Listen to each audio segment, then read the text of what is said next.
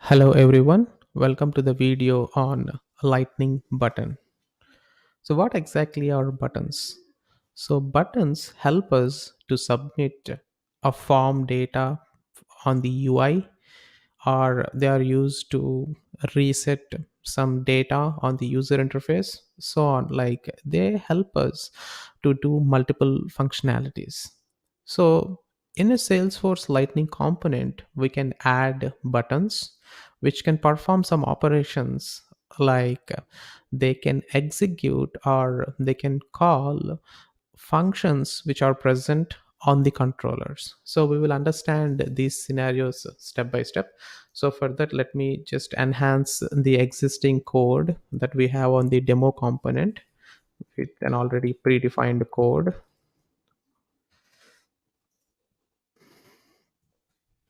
So if you notice here, the entire code is like the existing code with an attribute and some lightning design classes that I'm calling. All these are predefined lightning style classes that we are using for styling our output, and then the input components.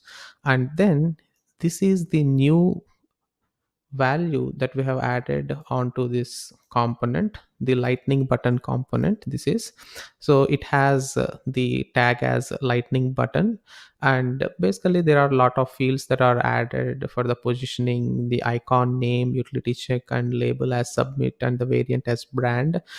And the last thing here is like the dynamic display for the first name field using the attribute.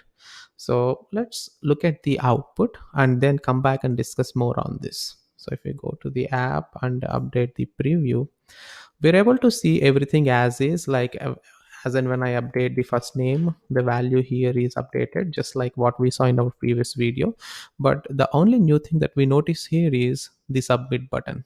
Okay, the button is what we see as a new field that is added onto this component. And if you see here, when I say the icon name as utility check, so it means like the Salesforce lightning buttons has some feature where we can add an image.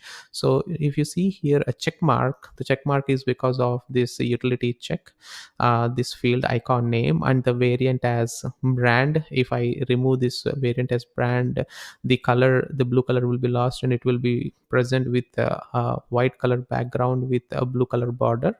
So these are just basically for styling this button.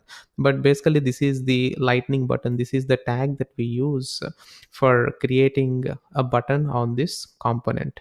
Now let's go ahead and click on the button.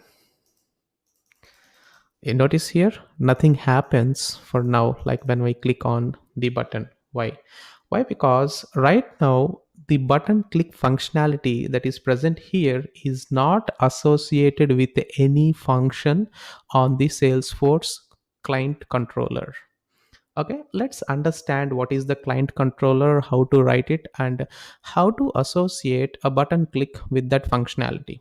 Okay, so now all we need to do is just understand here on the right hand side, you see something called as the controller. So right now the component is something which is highlighted, and the next one is controller. So the component is where we see the demo.cmp.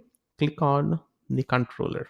So once you click on the controller, it brings a controller with a name as demo controller.js, a JavaScript file. And the naming convention, see the naming convention, it has the exact same name as the component as demo, followed by the controller.js.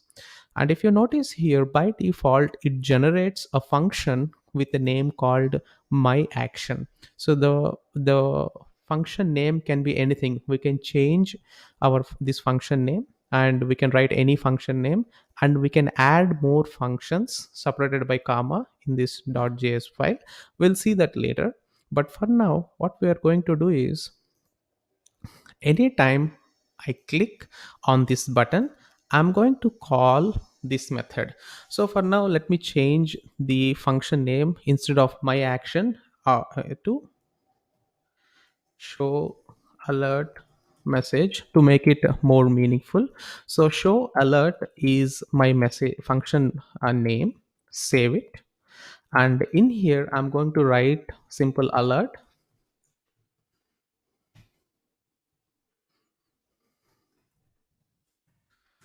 submit button. So whenever a submit button is clicked, this function should be called and we should be able to see the alert message. Now come back to demo.component and notice here in this demo component, we are trying to associate a button click functionality with the demo controllers function. So all we need to do here is just add one more field called on click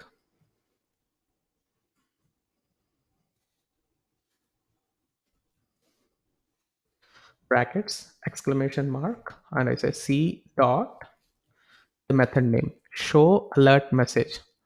We'll come back and understand the concept of C or whatever we wrote here. But for now, notice here that I save the file. Notice here that the on-click functionality calls the show alert message. Means this is the standard syntax if we write this. So what happens is it looks for the show alert message on the controller side, the client controller. So it goes to the client controller and it finds show alert. So since both the names, the function name here, which is show alert, and the method call name here, show alert on click field matches, it says that, hey, on click on this button, it will be able to call the function on the controller. So now let's go back to the app and update the preview. In the previous scenario, when I click on submit button, nothing happened. But when I click on submit now, notice here it shows submit button clicked, which is nothing but the alert message that we wrote on the controller side, the client controller side. Okay, let's come back to the component. So which means that on click on this button, the show alert message on the controller side is being called. What exactly is this C?